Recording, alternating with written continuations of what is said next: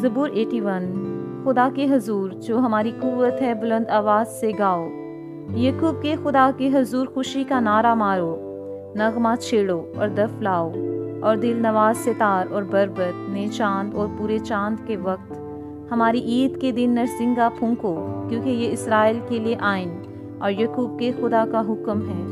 اس کو اس نے یوسف میں شہادت ٹھہرایا جب وہ ملک مصر کے خلاف نکلا۔ میں نے اس کا کلام سنا جس کو میں جانتا نہ تھا، میں نے اس کے کندھے پر سے بوجھ اتار دیا، اس کے ہاتھ ٹوکری ڈھونے سے چھوٹ گئے۔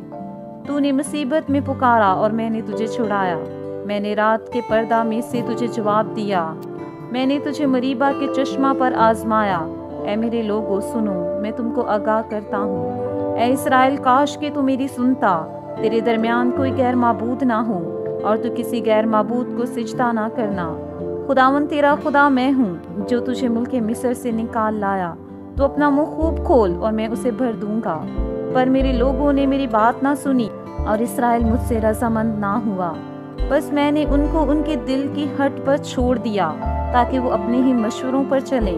کاش کہ میرے لوگ میری سنتے اور اسرائیل میری راہوں پر چلتا، میں جلد ان کے دشمنوں کو مغلوب کر دیتا اور ان کے مخالفوں پر اپنا ہاتھ چلاتا۔ خداوند سے عداوت رکھنے والے اس کے تابع ہو جاتے اور ان کا زمانہ ہمیشہ تک بنا رہتا۔ وہ ان کو اچھے سے اچھا گہیوں کہلاتا اور میں تجھے چٹان میں کے شہد سے سیر کرتا۔ پاک کلام پڑھے اور سنے جانے کے وسیلہ سے ہم سب کو برکت ملے۔ خدا ان کا شکر ہو، آمین۔